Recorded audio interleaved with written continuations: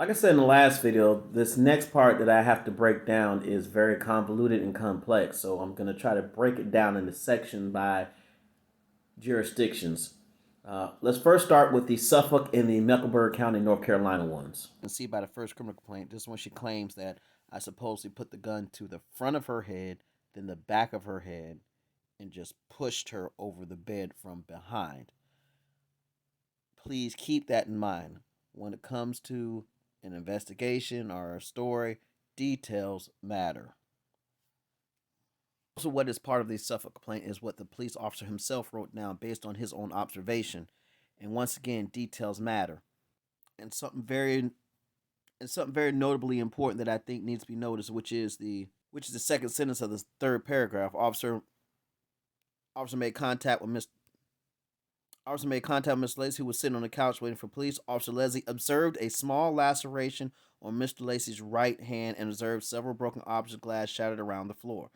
That is very important.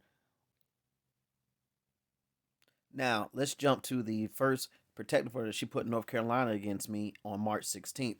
As you can see right here, it says on Wednesday, March 11th, I came home from work with my husband yelling and screaming, "You cheated," while asking me to leave. As I try to leave, he pulls out his gun and pushes the barrel in the side of my face while pushing me up against a wall. I screamed to please let me go over and over. Continue to next page. Being said, he said he would only reply, "I'm going to kill you, and do you think I'm crazy now?" I tried turning around to cover my face, but then he would only beat me in the head with the gun. He stops and starts walking away. So with that, I took my chance to run to my next door neighbor's house to ask, can he call the police? I waited until the police arrived. This in the last video, but I have to mention it again that she, in the ex parte, wrote down here that the defendant, myself, threatened to use a deadly weapon against the plaintiff and the minor children. Very important things to remember. Like I said, details matter. Yep. The contradictions to show that she changed her story up in just those two are the fact that she starts off by trying to say that I just pulled the gun out and pointed at the front of her head, the back of her head, and just pushed her. And that's all that happened. To change it to completely that I beat her upside the head and then supposedly pressed up against her face and threatened the kids. They didn't see any marks on her because there were no marks on her because she was never stricken with a gun. No gun was used against her. In one of the previous videos, I've already stated the fact of the matter of she already admitted that the kids weren't there when she was confronted by her ex-husband. If I had did the things that she said I did to her according to the North Carolina report, there would have been marks on her that the police officer would have noticed. The pictures that she presented in North Carolina claiming she was beat with a gun were these pictures here. Now, granted, I can understand the so-called pictures of her legs with bruises on that came from being beat with a gun. Can understand those not being seen.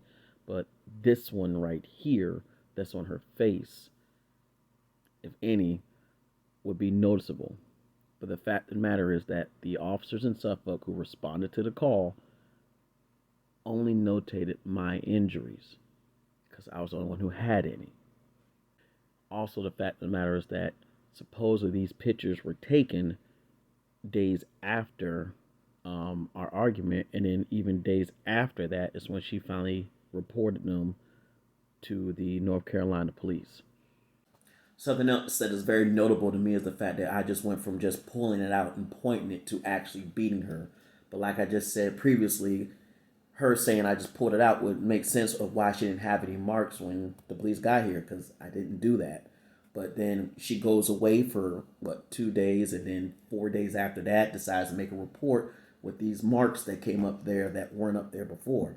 And the problem with this whole situation is that the problem with this situation is the fact that North Carolina did not reach back out to Suffolk to ask if anything happened. And of course, Suffolk knows nothing about what's going on in North Carolina. Suffolk was not aware of this until I called them and said, "Hey, look, here's what she's saying happened in the North Carolina report." And like I said, they seen that report and they're like, "Oh no, we see what she's trying to do." Not only do I know this because it's not written in the statement, I also know this because the police officers themselves came over to my house when I kept calling their phone when I received that North Carolina complaint. They said no, she was not hit with a gun. We saw no marks on her, and that's why both those police officers were more than happy to come to my court case to try to help clear things up. But because the way the prosecutor, whoever was representing the state, decided to do things, the police officers didn't even have a chance to even speak on my behalf and during my court case.